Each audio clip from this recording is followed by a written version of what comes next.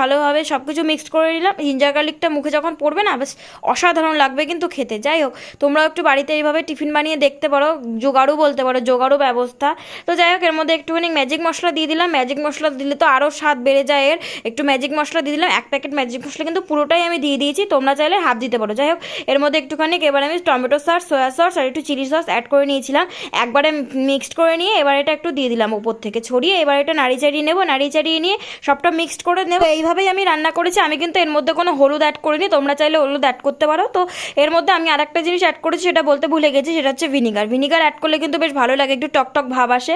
তো তোমরা চাইলে ভিনিগারটা অ্যাড করতে পারো, না চাইলে স্কিপ করে যেতে পারো, কোনো ব্যাপার না। তো এর মধ্যে এরকমভাবে আমি রান্না করেছি। তো দেখো আমার ফাইনালি চাউমিনটা কি দারুণ লাগছে, শুধু চাউমিন না, চাউমিন পাস্তা মিক্সিং, যাই হোক। তো দেখো কত সুন্দর লাগছে, কালারটা দারুণ এসছে না? তো খেতেও খুব সুন্দর হয়েছে। তো চলো একটা রিভিউ দিয়ে দিই আমার কীরকম লাগছে। আমি নিজের রান্না করেছি, নিজের রান্নার রিভিউ নিজেই দিচ্ছি। তো যাই হোক,